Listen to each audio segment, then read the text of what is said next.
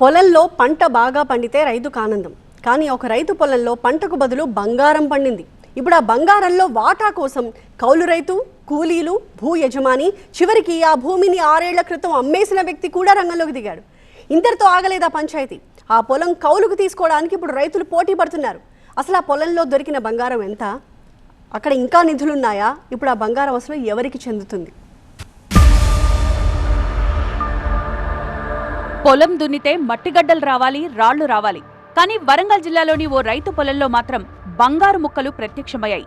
ఒక్కసారిగా మట్టిలోంచి మెరుస్తూ బయటకొచ్చిన ఆభరణాలు చూసి కౌలు రైతు, కూలీలు ఆశ్చర్యపోయారు. మొదట రహస్యంగా ఉంచాలని ప్రయత్నించినా చివరకు విషయం ఊరంతా తెలిసి ఇప్పుడు జిల్లా మొత్తం చర్చనీయాంశంగా మారింది. వరంగల్ జిల్లా చెన్నరావుపేట మండలం కోపాకులపాడు గ్రామంలో ఈ ఘటన జరిగింది. ప్రతాప్ రెడ్డి అనే రైతు తన 6 ఎకరాలను బాలు అనే రైతుకు కౌలుకిచ్చాడు. బాలు పొలంలో దుక్కి దున్నుతోన్న సమయంలో నాగలికి గట్టిగా ఏదో తగిలింది. చూసేసరికి మట్టిలో నుంచి కొన్ని బంగారు ఆభరణాలు బయటపడ్డాయి. బంగారం దొరికిందనే విషయం బయటకు రాకూడదనే ఉద్దేశంతో దొరికిన ఆభరణాలను కౌలు రైతు ఇంటికి తీసుకెళ్లాడు. అయితే అసలు కథ ఇక్కడి నుంచే మొదలైంది. బంగారం పంచుకునే విషయంలో కౌలు రైతు, కూలీల మధ్య వాగ్వాదం చోటు చేసుకుంది. కూలీలు తమకు వాటా కావాలని డిమాండ్ చేయగా భూమిని తానే కౌలుకు తీసుకున్నానని, దొరికిందంతా తనదే అని కౌలు రైతు చెప్పడంతో వివాదం ముదిరింది.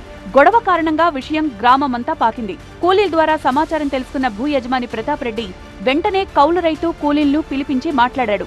అయినా అప్పటికే ఈ వార్త ఊరంతా వ్యాపించడంతో మొత్తం రచ్చరచ్చయింది. రేపు ఈ సంవత్సరం నుంచి బాలు అని, భద్రు అని ఇద్దరు 3 ఎకరాలు చేస్తారు.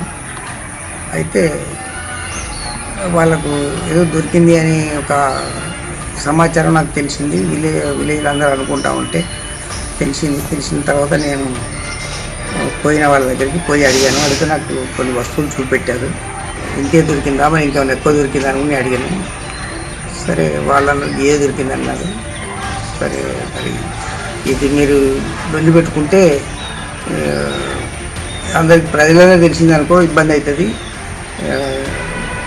పోలీసు వాళ్ళకి తెలుస్తుంది, వాళ్ళందరూ కూడా వచ్చి అడగడం జరుగుతుంది, మరి ఇబ్బంది అవుతుంది.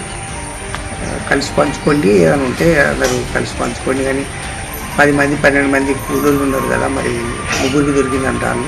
పోలీసు వాళ్ళు కూడా వాళ్ళకి ఇన్ఫర్మేషన్ ఉంది, వాళ్ళ విషయం నన్ను పిలవడం జరిగింది.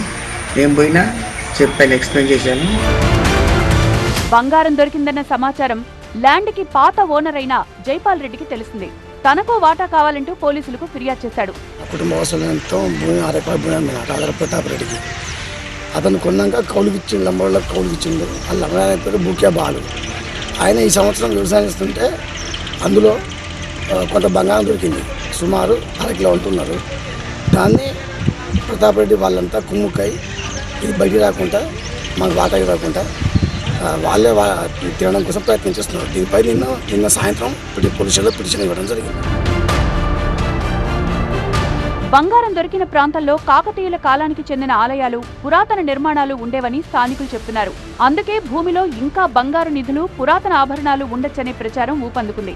అధికారికంగా దీనిపై ఎలాంటి నిర్ధారణ లేకపోయినా గ్రామంలో మాత్రం ఇదే హాట్ టాపిక్ గా మారింది.